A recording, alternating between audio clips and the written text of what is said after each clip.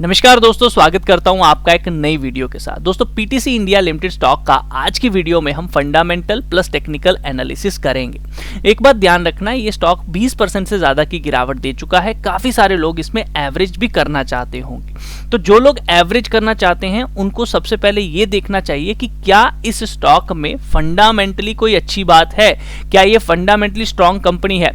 अगर हाँ तो भैया बेझिझक आपको एवरेज करनी चाहिए। बट अगर आपने किसी ब्रेकआउट के अकॉर्डिंग लिया था टेक्निकल बेसिस पे, तो फिर आपको स्टॉप लॉस देखना चाहिए। और मुझे नहीं लगता जब आप टेक्निकल बेसिस कोई स्टॉक लेते हो तो उसमें भैया आपका 20% से ज्यादा कोई भी एक स्टॉप लॉस होता होगा। तो आई थिंक आपका स्टॉप लॉस हिट हो चुका होगा। तो अब वही लोग बचे होंगे जिनको इसका भविष्य बहुत अच्छा लग रहा होगा। तो आइए इस वीडियो में हम लोग इसका भविष्य देखते हैं बाय फंडामेंटल प्लस टेक्निकल। तो देखते हैं इसकी वैल्यूएशन क्या निकल कर आती है और क्या हमें नीचे के लेवल पे एवरेज करनी चाहिए या फिर इस स्टॉक में से एग्जिट कर देना चाहिए। तो PTC India limited stock current price चल रहा है 193.70। तो सबसे पहले हम शुरुआत करेंगे इसकी प्रमोटर होल्डिंग से। प्रमोटर होल्डिंग क्या होती है, जिनको नहीं पता बता दूं। प्रमोटर एक ऐसा इंसान होता है जिसका सबसे ज्यादा पैसा इसमें लगा होना चाहिए और कम से कम 50% पैसा तो उसका होना ही चाहिए। मेरी एक रूल है कि जिसमें 40 से 50% रहता है तकरीबन मैं उसी स्टॉक में इन्वेस्ट करता हूं, क्योंकि प्रमोटर ही एक ऐसा इंसान होता है जो एक स्टॉक को चलाता है और तकरीबन उसको सारी अंदर की बातें जो हैं A to Z पता होती है, उस कंपनी का भविष्य भी और शायद पास्ट भी। ये बात ध्यान रखिएगा। इसी के साथ दूसरे नंबर पे आते हैं FIs, तीसरे नंबर पे आते हैं DIs। ये तीन लोग होते हैं जो मार्केट को चलाते हैं या किसी एक स्टॉक को चलाने में उनका पूरा हाथ होता है। तो भैया प्रमोटर की होल्डिंग 40 से 50% होनी चाहिए, बट यहाँ पे प्रमोटर की होल्डिंग 16% की है। ये बात ध्यान रखिएगा, ये हमारे लिए एक अच्छी बात नहीं है। बट जब प्रमोटर की होल्डिंग कम होती है तो हम लोग जाते हैं FIs के ऊपर और DIs के ऊपर। इन तीनों को मिला के भी अगर 50% बन जाता है तो हमारे लिए अच्छी बात है। तो चलिए FIs को देख लेते हैं।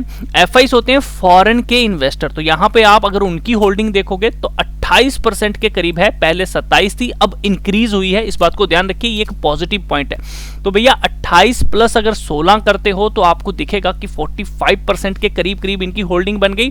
अब चलते हैं DIs। तो DIs की होल्डिंग देख लो 9% है, बट ये बेच रहे हैं, यानी कि इन्होंने जो माल बेचा वो किसने खरीदा, वो खरीद लिया FIs ने। तो ये हो गया होल्डिंग हेड। तो इसका कोई भी नेगेटिव इंपैक्ट हमें ज्यादा देखने को नहीं मिलेगा, इस बात को बिल्कुल भी मत भूलिएगा।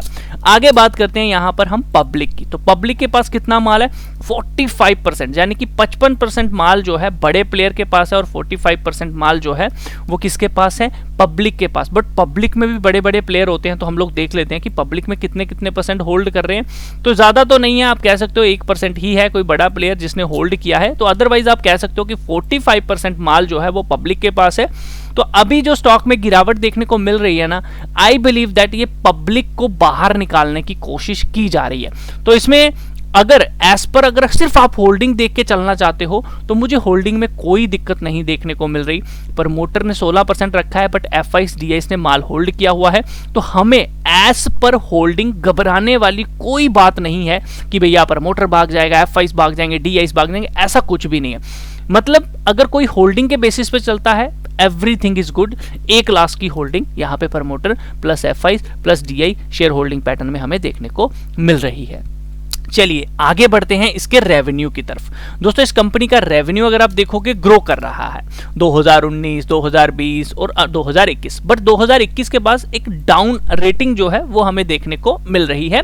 बट मैं नहीं कहूंगा कि ज्यादा गैप डाउन देखने को मिला, ज्यादा जो है नीचे की तरफ देखने को मिला, ऐसा कुछ भी नहीं है। ओके है, कहूंगा कि ऊपर नीचे ये चलता रहता है कुछ टाइम पीरियड के लिए, उसके बाद हो सकता है ऊपर की तरफ देखने को मिले। बात करते हैं नेट प्रॉफिट की। तो कंपनी का नेट प्रॉफिट ग्रोथ कर रहा है, ये बहुत अच्छी बात है हमारे लिए। इसी के साथ कंपनी का कर्जा देखेंगे तो कंपनी के ऊपर अगर आप कर्जा देखोगे तो कहीं ना कहीं कंपनी अपना कर्जा जो है वो खत्म कर रही है। तो कंपनी ने अपना जो डेप्ट है वो खत्म किया है और 1.3 पे है। ध्यान रखिए, डेप्ट टू इक्विटी रेशो जो होती है वो हमेशा ध्यान रखिए जब 1 के ऊपर होती है तो वो रिस्की होती है, ये बात कभी मत भूलिएगा। तो यहाँ पे इसकी डेब्ट टू इक्विटी रेशियो कितनी है 1.3 की। बट ये पैसा लगा कहाँ है, अगर हम उसको समझ जाएं तो हम इस रिस्क को समझ सकते हैं कि भैया क्यों है इतना रिस्क। भैया देखो, इसने लोन तो ले लिया 100 करोड़ का, बिजनेस कर रही है 10 करोड़ का, 90 करोड़ ऐसे ही पड़े हुए हैं, इंटरेस्ट दे रहे हैं, या फिर 90 करोड़ का लॉस हो चुका है, ये भी हो सकता है। तो हम इस चीज को समझेंगे कि आखिर इसका पैसा है कहां है, तो चलिए उस चीज को भी हम लोग समझेंगे, डोंट वरी अबाउट दैट। अब थोड़ा सा ना प्रॉफिट तो कंपनी शो कर रही है, लेकिन कंपनी के पास पैसा आ भी रहा है नहीं, तो वो हमें समझ आएगा कैश फ्लो से। तो जी हाँ, ऑपरेटिंग एक्टिविटीज में 3575 करोड़ बहुत अच्छी बात हमारे लिए देखने वाली। इन्वेस्टिंग में 167, फाइनेंस में 4019, अदर 0 एंड कैश फ्लो 276 हमें नेगेटिव में देखने को मिल रहा है। तो ठीक है भैया, कैश फ्लो तो है, कंपनी के पास पैसा तो आ रहा है, ऐसी कोई बात नहीं है। क्योंकि कभी कभी क्या होता है कि कंपनी प्रॉफिट तो शो करती है बट उनके पास पैसा जो है वो नहीं आ रहा होता है, ये बात भूलिएगा मत। ठीक है, चलिए अब अगर अभी तक बात करूं कंपनी काम कर रही है। देखिए कभी कभार क्या होता है, एक स्टॉक ना बढ़ता जाता है, जैसे कि आप इसका अगर स्टॉक नोटिस करो तो कहां से चला, अगर 2023 में ही देखोगे 83 रुपीस का था और 260 चला गया। अब हो सकता है एकदम से क्रैश होकर नीचे आ जाए, तो वैसा कब होता है, वैसा तब होता है जब कंपनी का रेवेन्यू नहीं होता, नेट प्रॉफिट नहीं होता। तो हमने अभी क्या देखा कि कंपनी का रेवेन्यू है, रेवेन्यू का मतलब होता है टर्नओवर, साल का कितना टर्नओवर कर रही है, कामकाज कर रही है कि नहीं कर रही है, प्रॉफिट हो रहा है। तो हमें देखने को मिला कि हाँ भैया कंपनी जो है कामकाज कर रही है, कोई दिक्कत वाली बात नहीं है। चलो अब हम देखते हैं इसकी पॉकेट में कितने पैसे हैं, तो वो हमें पता चलेगा इसकी बैलेंस शीट से। तो दोस्तों अगर इसकी बैलेंस शीट में देखें तो टोटल इक्विटी शेयर कैपिटल तो 296 की है, बट रिजर्व एंड सरप्लस देखिए 47 करोड़ 22 के करीब इनके पास है, और ये रिजर्व इंक्रीज हो रहे हैं। ये बहुत अच्छी बात है, बहुत बड़ा पॉजिटिव साइन है। लेकिन अब इसके अगेंस्ट यहां पर आप देखिए 4833 करोड़ की यहां पर लोन भी है, लेकिन अगर आप लोन बुक देखोगे तो इन्होंने कम किया है अपना कर्जा। ये भी हमारे लिए एक बहुत अच्छा पॉजिटिव साइन देखने को मिल रहा है। अब शॉर्ट टर्म बोरिंग देखोगे तो ये भी इन्होंने कम किया है, तो ये हमारे लिए बहुत अच्छा है कि कंपनी अपना कर्जा जो है वो खत्म कर रही है। ये बहुत अच्छा साइन होता है, किसी भी एक फंडामेंटल कंपनी को अगर हम चुनते हैं तो वो अपना कर्जा अगर खत्म कर रही है, प्रॉफिट कर रही है, तो ये बहुत अच्छी बात है। अब इसके अलावा देखिए कंपनी ने ट्रेड पेएबल है, यानी कि बिजनेस वगैरह कर लिया है, पैसा देना है, तो ये भी इनकी देनदारी है, इसको भी मत भूलिएगा। ठीक है, चलो आगे चलते हैं नीचे की तरफ। अब यहां पे आती है कि इनके पास क्या है। देखो भैया 4 करोड़ के करीब करीब इन्वेस्टमेंट है, और इन्होंने जो आगे पैसा मतलब दे दिया है एक किस्म का, और बिजनेस जो है प्रोडक्ट वगैरह इन्होंने आगे दे दिए हुए हैं, बेच दिए हैं, सर्विसेज दे दी है, बट इनके पास ना पैसा आना है, तो वो पैसा है ये 5676 करोड़। तो भैया पीछे आपने देखा 4000 करोड़ के करीब देनदारी थी, बट लेनदारी कितनी है, इन्होंने जो लेना है वो इतने हैं, तो बहुत अच्छा पैसा है। इसके अलावा कैश एंड इक्विवेलेंट देखिए 1942 करोड़ का, ये अलग से पड़ा हुआ है।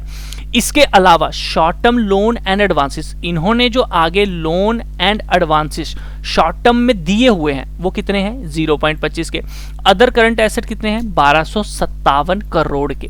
तो भैया अभी तक जितनी भी चीजें हमने इस कंपनी की देखी हैं, हमें सब कुछ अच्छा लगा है, कोई इसमें दिक्कत वाली बात नहीं है। ऐसा नहीं है कि कंपनी ने भैया लोन ले लिया है और आगे दिया नहीं है, कंपनी ने पूरे पैसे को यूटिलाइज किया है। यहां पर आप एक चीज और देख लो, long term loan and advances, देखो यहां पर इंपॉर्टेंट चीज, ये कंपनी ने क्या किया हुआ है, आगे जो लोन बांटा है, आगे जो कंपनी ने लोन दिया हुआ है, लोगों ने पैसा, इन्होंने जो आगे पैसा दिया है वो इतना पैसा है, ये पैसा भी इनको आना है, इसके ऊपर इंटरेस्ट कमा रहे होंगे। अब ये कंपनी करती क्या है, तो सिंपल सा थोड़ा सा समझ लेते हैं। अगर इसने लोन एंड एडवांसेस दिए हैं तो किसके लिए दिए हैं, देखिए PTC India engaged in business of trading activity include long term trading of power generating from large power project as well as short term trading। तो ट्रेडिंग वगैरह भी करती है, एक्टिविटीज में भी है, बहुत अच्छी बात है। इसी के साथ the business area of company include long term solutions भी देती है। That company has entered into power purchase agreement, power purchase agreement में भी घुस चुकी है, एंड इंडिपेंडेंट पावर प्रोडक्ट भी है इनके पास। ठीक है, तो मल्टीपल मतलब बिजनेसेस में जो है, स्टेट इलेक्ट्रिसिटी में भी ये घुसी हुई है, तो बहुत सारे इस कंपनी के जो काम है वो ये तकरीबन आप कह सकते हो कि इसका चल रहा है। तो भैया अगर मैं बात करूं इसके बैलेंस शीट के हिसाब से, आप खुद देख सकते हो लोन एंड एडवांसेस इसने दिए हैं, कैश इनके पास पड़ी हुई है, शॉर्ट टर्म इनके पास पड़ा हुआ है, इनके पास ट्रेड रिसीवेबल पड़े हुए हैं, रिजर्व एंड सरप्लस पड़ा है। A to Z इनकी सारी पिक्चर आपके सामने है। अगर फंडामेंटली इस कंपनी को देखूं तो स्ट्रॉन्ग कंपनी है, कर्जा अपना खत्म कर रही है, ये बहुत अच्छा पॉजिटिव पॉइंट है। रिजर्व एंड सरप्लस इंक्रीज हो रहा है, ये भी बहुत अच्छा पॉजिटिव पॉइंट है। तो कंपनी की पिक्चर बिल्कुल चिट क्लीन है, इसमें कोई भी दिक्कत वाली बात अभी हमें देखने को नहीं मिल रही है, इस बात को भूलिएगा मत। अच्छा, अब हम बात करते हैं इसके थोड़े से टेक्निकल के ऊपर। उसके पहले एक चीज जरूर बोलना चाहूंगा, अगर आपने अभी तक हमारे चैनल को सब्सक्राइब नहीं किया बेल आइकन के साथ तो जरूर सब्सक्राइब करें ताकि आपको नेक्स्ट वीडियो का अपडेट टाइम पे मिल सके। दोस्तों पीटीसी इंडिया की अगर मैं बात करूं, जिस तरह से अभी गिर रहा है, पहली बात तो इसे एवरेज करनी चाहिए, इसमें घबराना नहीं चाहिए। अब एवरेज के साथ दो चीजें होती हैं, एवरेज के भी दो तरीके रहते हैं। एक, हम ऐसे लेवल पे लेते हैं जहां से रिवर्सल आने के चांसेस हो, दूसरा हम वहां पे लेते हैं जहां पे ये स्टॉक जो है रुकेगा, थमेगा, है ना, या फिर रिवर्सल लेगा। अब दो तरीकों से है, जैसे ही रिवर्सल करे हम तब खरीदें, या फिर जब एक अच्छे लेवल पे आ जाए डिमांड एंड सप्लाई पे हम तब एवरेज करें। ये आप पे निर्भर करता है, ठीक है। जब हमें पता है ना फंडामेंटली अच्छी कंपनी है तो हमेशा हम डिमांड एंड सप्लाई के पास थोड़ा थोड़ा बाइंग करते रहते हैं, ताकि क्योंकि कभी कभार क्या होता है, फर्स्ट सपोर्ट से स्टॉक रिवर्स कर जाता है, कभी सेकंड सपोर्ट से रिवर्स करता है, तो ये बात ध्यान रखिएगा। तो इसकी मैं आपको पॉइंट्स बता देता हूं कौन कौन से हैं। इसमें अभी जो एक पॉइंट निकल कर आ रहा है जिसमें एवरेज या फिर आप रिवर्सल पॉइंट ढूंढ सकते हो, वो है 169 से 160 का। इस लेवल के पास आता है, आप एवरेज करना चाहते हो एवरेज करो, यहां से रिवर्सल होता है आप रिवर्सल पे बाइंग करो, ये आप पे निर्भर करता है। उसके बाद है 135 रुपए से 126 का लेवल, यहां भी आप सेम डिसीजन ले सकते हो। और उसके बाद है 109, और इसमें सबसे अच्छा एक पॉइंट है, अगर इन फ्यूचर कभी भी आपको ये कंपनी 91 से 86 रुपए के करीब मिले तो ये सबसे अच्छा पॉइंट होगा, सबसे सस्ता आप कह सकते हो उस टाइम पे ये आपको स्टॉक मिलेगा, और ये है वो लेवल 91 से 86 का। तो यहां पर सब लोग ना समझ लो टूट पड़ेंगे स्टॉक पे, यहां से इसको रिवर्सल आना ही पड़ेगा, कुछ भी कर लो यहां से रिवर्सल ये देगी ही देगी, बट यहां तक आना बड़ा मुश्किल होगा, बट आ भी सकता है। इसी के साथ मैं आपको बता दूं, जब भी हम किसी स्टॉक में एंट्री मारते हैं तो हम बुलिंगर बैंड का भी इस्तेमाल करते हैं। तो अगर ये स्टॉक कभी आपको 20 SM में वीकली बेसिस पे इस लाइन के पास भी मिलता है, कुछ लोग यहां भी एवरेज कर सकते हैं, ये एक ट्रेंड लाइन भी निकल कर आ रही है, आप यहां भी कर सकते हैं, बट डिमांड एंड सप्लाई के ये लेवल्स हैं, इनको जरूर मार्क करके रखिए। जो ऊपर की तरफ ट्रैप हुए हैं फर्स्ट उनको यहां एवरेज करनी चाहिए, फिर यहां और फिर यहां, ठीक है, ये बात ध्यान रखिएगा।